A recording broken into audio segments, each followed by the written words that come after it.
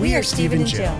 Together, we've been buying and reselling land since the 90s. Our data-centric approach leaves our buyers asking, how can you sell it so cheap? Here on the Land Academy Show, We answer that and more. I'm Stephen Jack Butala. and I'm Jill DeWit, and this is the Land Academy Show. This is episode number 2034, and today we're talking about adding value to a land deal by minor splitting or subdividing the land. There's all kinds of misinformation out there, and Jill and I will tell you exactly what's possible and likely, and how we do it and actually make it work for us. And when you should do it. You know what the biggest thing I think I hear people doing is, when you're new to land especially, you think you have to do something to it to make it more valuable. That's not what we're saying. I don't want you to go out, and I know we're going to talk about too, like overspend for something because you know you're going to split it and it's going to pay off in the end. I still want you to buy it right. So this is just an option. Look, we want you to make money, and we want you to do it realistically and go into it with your eyes open and what to expect and all of that. So, in fact, this week, all week is called, I'm calling it the theme of adding value to your land deal. So one way you can add value is, like I said, to minor split the property, but there's, depending on where you are in the country, it's tricky. Sure. It can be glorious and profitable, but it's time consuming. There's we'll talk all about it. Oops. Oops. Hoops to jump through. Each day on the show, we answer a question from our Land Academy member Discord forum, and we take a deep dive into one land-related topic by your request. Let's take a question, Joe. All right. James wrote, does anyone recommend a text message service that doesn't give warnings for stop responses or shut the service off after no reply messages, aka Google Voice? You know what's funny about this is that for my work phone, we have a phone system, right? Because we have numerous employees and we need to transfer calls and different phone numbers feed in. So it's not just my little land business. It's more like Land Academy. But I use my work phone all the time, and I forget that that's on there, that sometimes text messages go out, and it might be, let's just say I'm out of town and I'm even booking a hair appointment, not kidding. And it'll have on there, they told me later, please reply stop to stop and they're like, huh? You're like, you're booking a hair appointment. I'm very confused here. It's really funny. So, there are some services I think that you can get. I mean, well, first of all, you could go get a whole separate phone number and that'll solve that. Number one. It's getting more and more advanced and easy depending what you're doing. And I know that, I know there's probably a trailing response in Discord on this, probably, right? 10 people said, use this phone and this doesn't do it and here's how and all that good stuff. So every marketing idea that's very effective eventually gets regulated because it gets misused and abused. And so texting and spam, it falls under the spam laws, is no exception. So let's start with the actual rule. The actual rule is some version of this. You can't solicit or reach out to anybody. Solicit means reach out to somebody. Attempt to contact. It doesn't mean try to sell them something. You can't reach out to somebody, according to the law, if you don't have a pre-existing relationship. So think about that. Well, then how do I have a relationship? Do I have to meet them in person in a bar? I don't know. So I've always been wondered about that. But that's the rule. If you have a pre-existing business relationship with somebody, it's perfectly legal and ethical to contact them via text. Well, that doesn't help us. Thousands and thousands of people we want to send letters to every month and contact them. So here's what we do. On one side of it, you can look at a map. You have a target property and you want to sell it. This is how we use it. And so we effectively text people on a personal level, one by one, down that block to say, hey, John Smith, not hey you, or hey landowner, or any of that stuff. Hey, John Smith, we purchased the property down the street from you, and we were going to resell it. We would like to let you know that the property, we'd like to offer it to you if you're interested in buying it for this price before we send it out, before we list it for sale. And then that seems to evoke very positive responses. No, thank you. Oh, thanks for letting me know. We're not interested, or we are interested. And that's a real healthy, in my opinion, use of texting.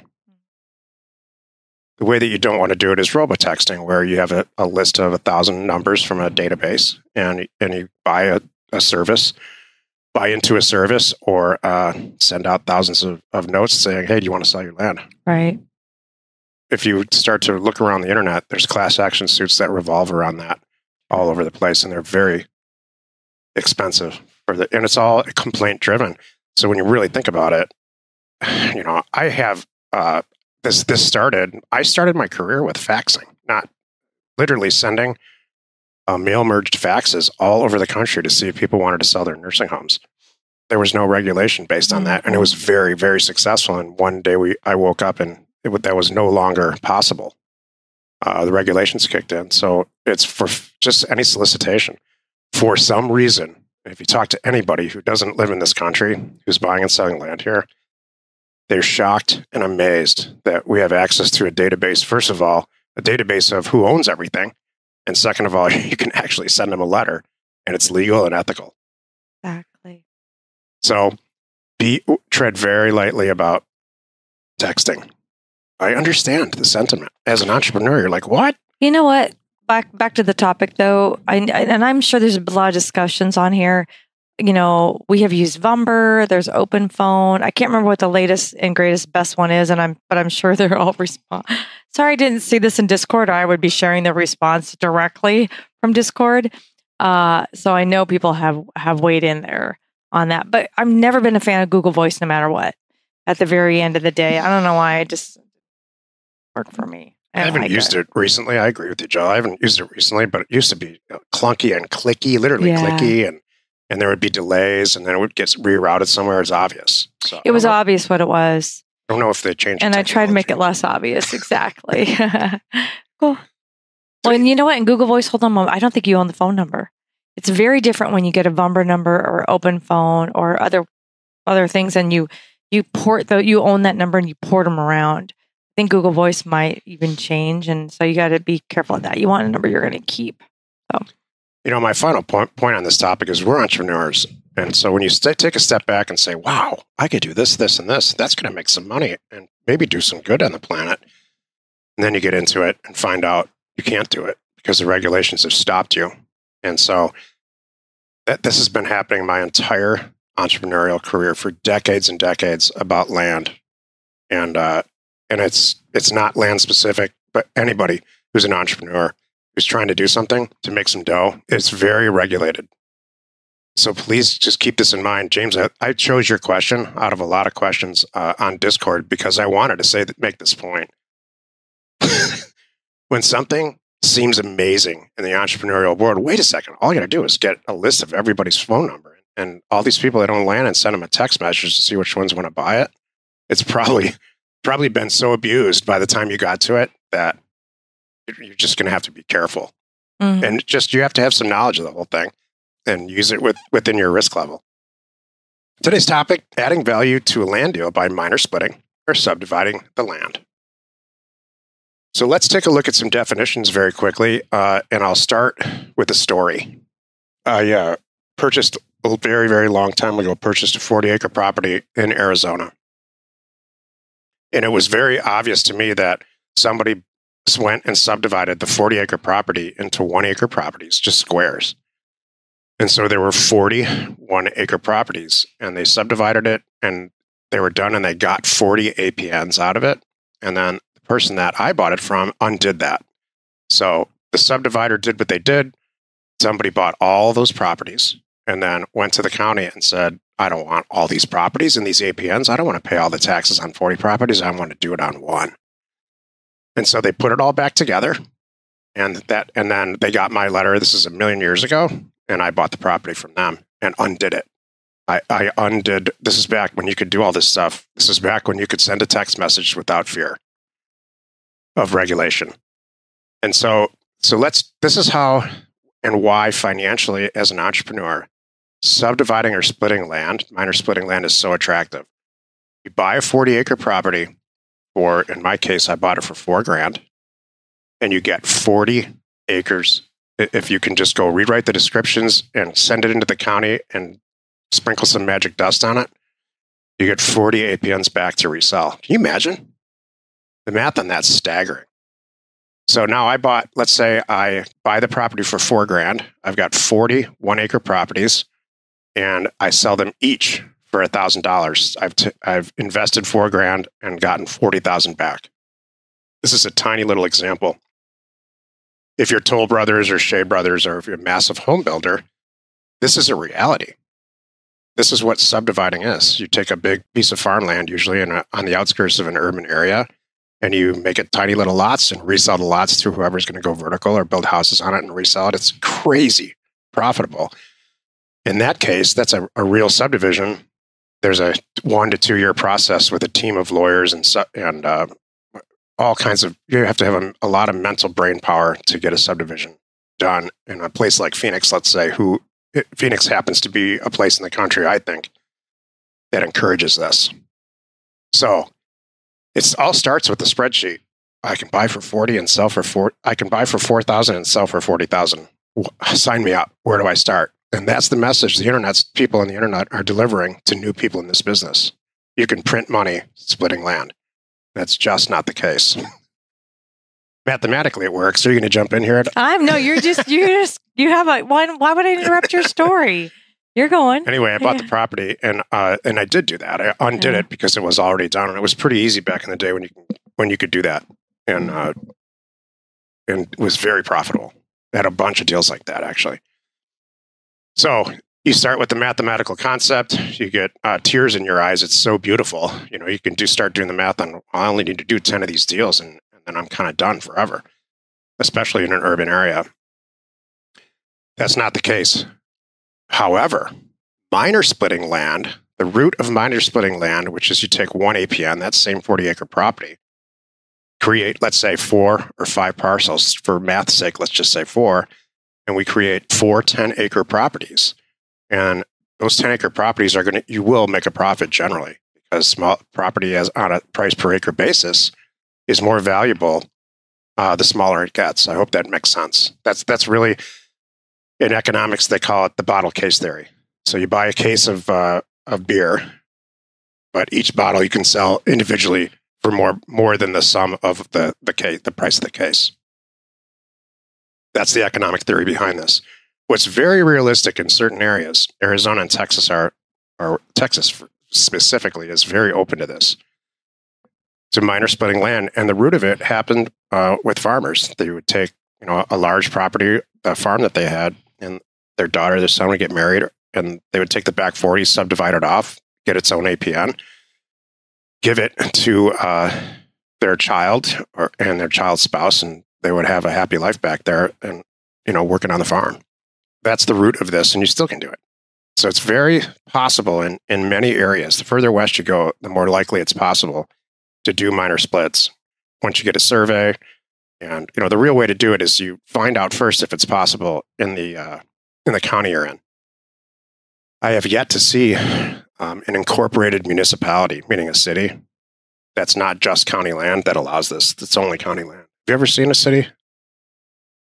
I'm trying to think. I'm sure it's possible, but it's probably more hoops and more regulations and all that too. So, because people do it. You want to find a place that's not going to fight you throughout this process. Mm-hmm. You want to get on the phone with the planning and zoning in a county and say, my first step is to look around on the internet for what's for sale. And you look at and find something.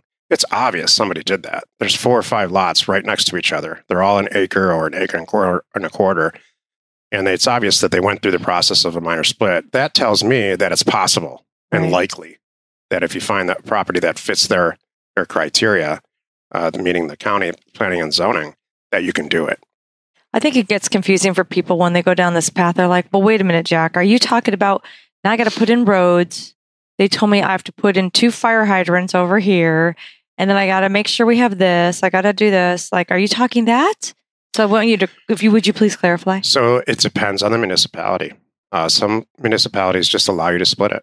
And Texas is one of the... Without doing infrastructure. Rural areas in Texas allow you to divide the land.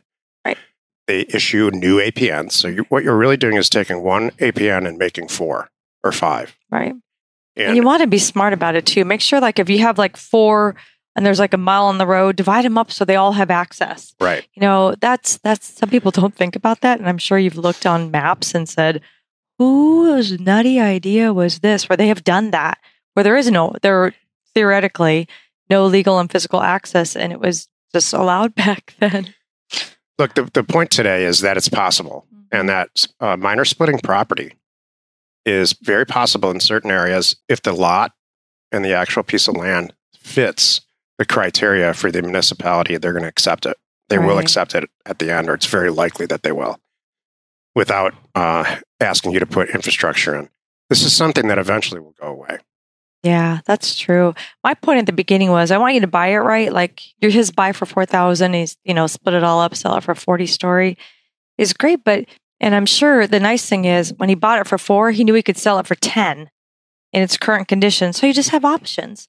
All right, do I want to cash out right now, make $6,000 on this? Or do I want to put the time in it, wait several months, work with the county on this and then sell all these off?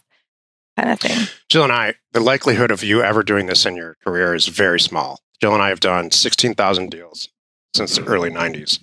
I think I've minor split property twice with Jill, and maybe 4 to 5, maybe 8 times, and back in a different era, I've done it. So it takes 1 to 2 years to complete this. The property that you're purchasing has to be really conducive to what the county wants for them to allow it. You need a professional surveyor who knows the people at the county on a first name basis, a local person, and who can do the survey, divide it, and run the paperwork through the county because they know everybody. And kind of, you choose that surveyor because the county likes them, and the county believes that the work that they're doing is better for the county, not worse. There's a lot of things you got to line up for this to work. So what Jill's really alluding to is don't count on this. If you're going to buy a piece of property for $4,000 and you can sell it for 10 in as is condition, fantastic. Or 40 to 100, fantastic. But if you're out looking for property because you can minor split it like the math I did, buy for 4 and sell for 40,000, you're going to be disappointed. Or you're buying it for 20 to sell it for 40. That's my thing. I don't want you to overspend because you're banking on this. So the way we do it, and why do we not do it that much? I'll tell you why. Because this exact reason right now. We buy it going, oh, look what's possible. We can do this. We can do that. We'll make all this money. And then we stare at each other going, just sell it. Yeah. Just make the 40 or 80% markup. Exactly. Instead of waiting 2 years to make So what? 200%. Sell it for 10. I don't want to wait that long. I want to use it on this other thing too. If you're serious about this, and we have people in our group this is all they do. Yeah. Sometimes they put mobile homes on them, all kinds of stuff. Then it's very profitable. What I would really recommend is that you find a business partner that does this and bring them a deal. Sure. And say, I did all the research.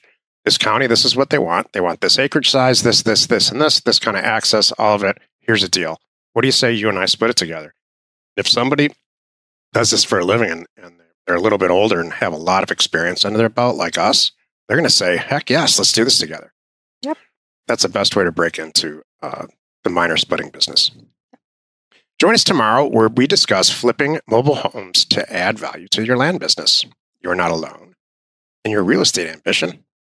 We are Jack and Jill. Information and inspiration to buy undervalued property. We hope you found our content valuable and we appreciate your support. If you have not already, please check out our channel and hit the subscribe button. And your comments and suggestions help us to create the content you're here for. Hitting the like button helps to support our channel's algorithm and gauge your interest for future shows.